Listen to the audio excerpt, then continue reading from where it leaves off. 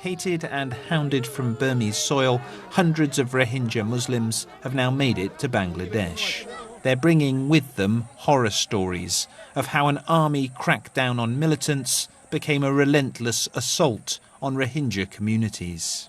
The Burmese army has set many of our houses on fire. Some men were shot dead and some were slaughtered. We are in deep pain. We feel like jumping into the sea. They set our houses and mosque on fire. My 2 sons are missing. They're killing people. Where are we supposed to live? These Rohingya won't be missed. Though many families have been in Myanmar, also known as Burma, for generations, most people see them as illegal immigrants who belong in Bangladesh.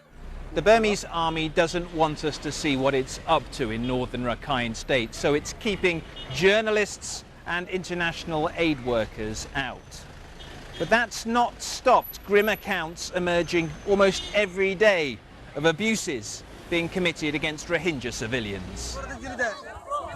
We took a close look at what had happened in and around a Rohingya community called Darjizar, speaking to Rohingya and using video they filmed.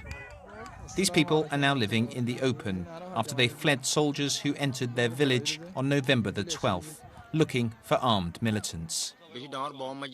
With a helicopter flying overhead, the soldiers opened fire, killing men and, we're told, women and children. No one can tell us exactly how many died. When people felt safe enough to return, they found those that had fallen.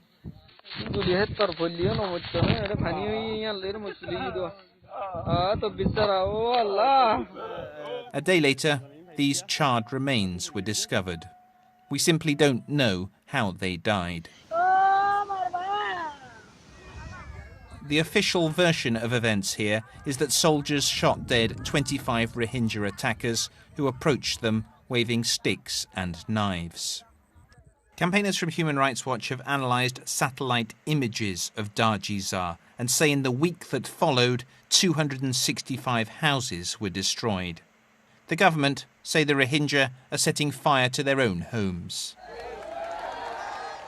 It's all so different from a year ago, when hopes were high and Nobel Peace Prize winner Aung San Suu Kyi had just won a historic election.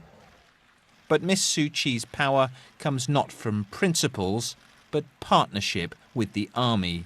So much to the disappointment of human rights campaigners, she's refused to investigate the alleged abuses.